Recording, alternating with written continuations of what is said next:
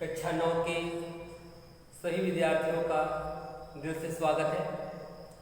प्यारे बच्चों, आज हम लोग आप विज्ञान के पहले चैप्टर में प्रवेश कर रहे हैं। इसके पहले हम 6, 7, 8 सभी कक्षाओं के विज्ञान को भली भांति पढ़े।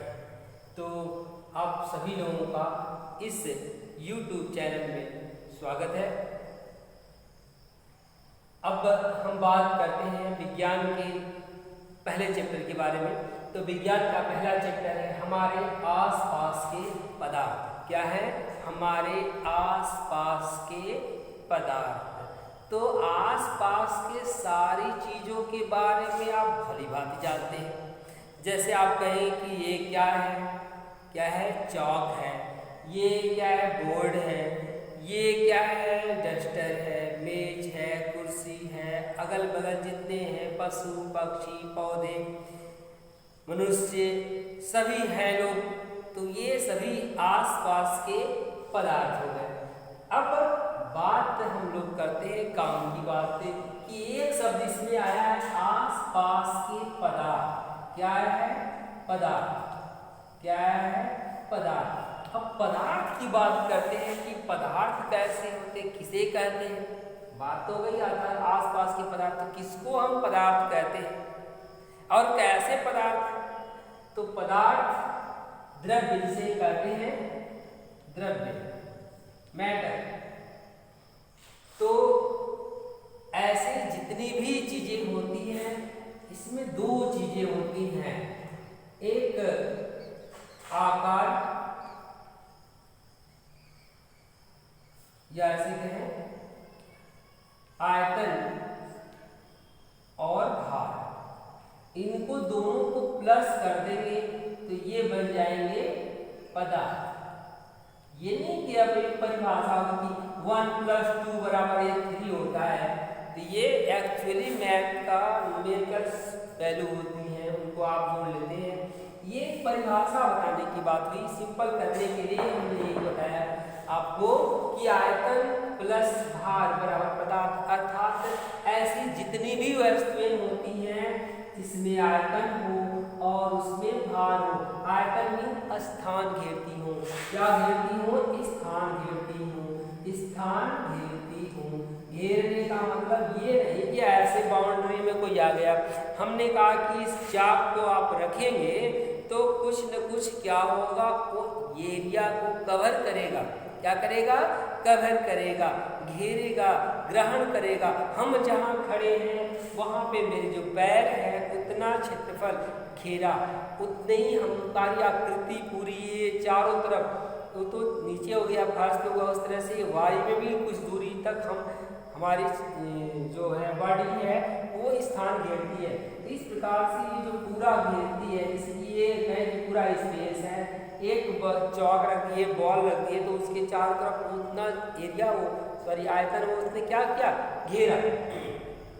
तो उसी को बोलते हैं स्थान घेरना या आयतन। और भार, और कोई भी वस्तु है तो निश्चित रूप से उसका कोई द्रव्यमान होगा, भार होगा, उसका वजन होगा, 1 ग्राम, 2 ग्राम, 5 किलो, 1 कुंतल, मीट्रिक टन, जैसे भी होगा, कुछ न कुछ उसमें मिलीग्राम, छोटी से छोटी इकाइयों में उनका कुछ न कुछ भार होता है। इस प्रकार से हम कहेंगे कोई भी वस्तु है अगर उसमें स्थान घेरती है अर्थात आयतन होता है और भार होता है तो उसे हम क्या कहेंगे? पदार्थ कहते हैं। अर्थात वे वस्तुएं जो स्थान घेरती हो और उसमें भार हो उसे क्या कहते हैं? पदार्थ कहते हैं। क्या कहते हैं? पदार्थ कहते हैं। फिर से सुनिए, जो वस्तुएं स्थान घेरती हो और उसमें भार हो उसे पदार्थ कहते हैं। अब पदार्थ हो गया, तो अब कहें कि पदार्थ कैसे कैसे होते हैं। बहुत सारी वस्तुएं हैं। ये चाक भी स्थान घेरती है, कुर्सी भी स्थान घेरती है, हम खड़े हैं वो भी स्थान करती है, और इस सबसे बड़ी बात कि इस कमरे में वायु है वो भी स्थान घेरती है। तो ये सबको क्राइटेरिया होगी, इनको बांटने का एक तरीका होगा कि इनको किस किस वर्ग में रखे गए हैं। तो इसी वर्ग में बांटने के लिए पदार्थ की 3 अवस्थाएं होती हैं। कितनी होती है? 3 अवस्थाएं होती हैं। पहला होता है ठोस। क्या होता है? ठोस। दूसरा द्रव, तीसरा गैस। आप इनके बारे में जानते हैं, सभी के बारे में जानते हैं। एक ध्यान देंगे, द्रव्य और द्रव में अंतर है। द्रव्य मीन्स पदार्थ, द्रव इनकी अवस्थाएं हैं। तो ठोस, द्रव, गैस, पदार्थ की 3 अवस्थाएं हो गई। कितनी अवस्थाएं हो गई? 3। प्यारे बच्चों, पदार्थ किसे कहते हैं? पदार्थ की अवस्थाएं। पदार्थ की कितनी अवस्थाएं होती हैं? 3 होती है। कौन कौन से? ठोस, द्रव और गैस। क्या होते हैं? ठोस, द्रव और गैस। इस प्रकार की 3 अवस्थाएं होती हैं। अब बात करते हैं कि ठोस किसे कहते हैं, द्रव किसे कहते हैं और गैस किसे कहते हैं। प्यारे बच्चों, ठोस, ये ठोस है। द्रव, आप पानी जो पीते हैं ना, वो द्रव है। और गैस, इस वायुमंडल में जो हवाएं चलती, हवा वो क्या है? गैस है। और वाष्प भी बनता है जब आप पानी को उबालते हैं। आपकी जो मम्मी गैस पे कुकर में खाना पका रही होती है तो सीटी देती है, तो उसमें से भी एक गैस निकलती है, वो भी क्या है? वाष्प होते हैं। उसको भी हम क्या कहते हैं? गैस कहते हैं। तो ठोस किसे कहते हैं, द्रव किसे कहते हैं, गैस किसे कहते हैं? 2 ही बात मैंने बताया, आयतन और आकार। इसमें 2 चीजें होती हैं, आयतन और आकार। जिसमें आयतन और आकार, जिस पदार्थ की आयतन और आकार दोनों निश्चित होते हैं, वे ठोस होते हैं। अब कहें कैसे? ये डस्टर है, बताइए, ये ऐसे खड़ा है तो इतना स्थान घेरेगा, ऐसे कर देंगे तो कम स्थान घेरेगा, ऐसा है ना। इसका पूरा उतना ही स्थान घेरेगा। जितना आयतन है, जितना बड़ा है उतना ही बड़ा है। ये नहीं कि आप खड़े हैं तो बड़े हैं, लेट जाएंगे तो छोटे हो जाएंगे, ऐसा नहीं है। उतनी बड़ा, या आपकी आकृति बदल जाएगी, फिर से खड़े होंगे तो आप छोटे चाहे बड़े हो जाएंगे, ऐसा नहीं। जितना बड़े हैं उतने ही ठोस होते हैं। ऐसे ही कि जैसे भी होते हैं, इनके आकृति में कोई प्रभाव, आकार में प्रभाव नहीं पड़ता है, तो ये ठोस होते हैं। तो ठोस वे होते हैं जिसमें आयतन आकार दोनों क्या होते हैं? निश्चित होते हैं। क्या होते हैं? निश्चित होते हैं। जिनके आयतन और आकार दोनों निश्चित होते हैं उसे ठोस कहते हैं। द्रव में जो होते हैं वो आयतन, इसमें भी 2 चीजें होती हैं, आयतन और आकार। इसमें आयतन तो निश्चित होता है, ये निश्चित होता है, परंतु आकार निश्चित नहीं होता है, ये बदलता है। पानी, 1 लीटर पानी है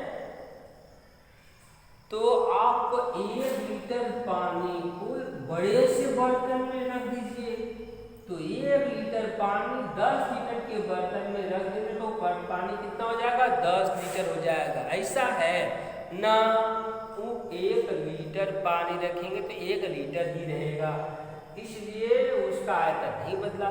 लेकिन आकृति इसका, ये छोटे बर्तन में रखेंगे तो छोटा आकार गिरा, बड़े में रख देंगे तो बड़े, जमीन पर गिरा देंगे तो जमीन बहुत दूर में फैल जाएगा, तो आकार बदल गया ना।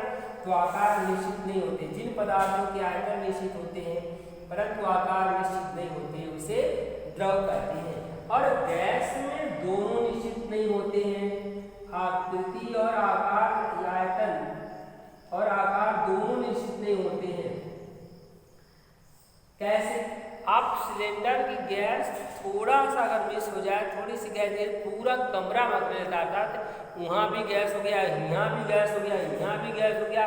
इस कमरे में अर्थात वो जहाँ तक खुला रहेगा वहाँ तक वो गैस क्या होती है? फैल जाती है। तो इस प्रकार से इनके आकृति और आयतन दोनों निश्चित नहीं होते हैं, बस उनको आप जिस बर्तन में रखते हैं उसी बर्तन का आकार धारण कर लेते हैं। वो सघन हो जाते हैं, पास पा जाते हैं, लेकिन और फिर खुले भी जाते हैं, दूर जाते हैं। वो जितना दूरी, जितना उनको जगह मिलेगा उतने जगह में पूरा घेर लेते हैं। तो आकार और आयतन दोनों क्या होते हैं? बदल जाते हैं। तो वे पदार्थ जिनके आकार और आयतन दोनों निश्चित नहीं होते उसे गैस कहते हैं। जिनका आयतन निश्चित होता है परंतु आकार निश्चित नहीं होता उसे द्रव कहते हैं। जिस जिसका आयतन आकार दोनों निश्चित होता है उसे ठोस कहते हैं। ठीक है प्यारे बच्चों, अब पदार्थ के बारे में, पदार्थ अन्य पदार्थ शुद्ध उसके बारे में हम लोग पार्ट, इसको हम कहते हैं पार्ट 1 पहले भाग में हिंदी में लिख दे रहा हूँ भाग 1। अब इसके बाद हम लोग भाग 2 में दूसरा पढ़ेंगे, क्योंकि एक ही पार्ट में सभी वीडियो इतने बड़े वीडियो नहीं आएंगे।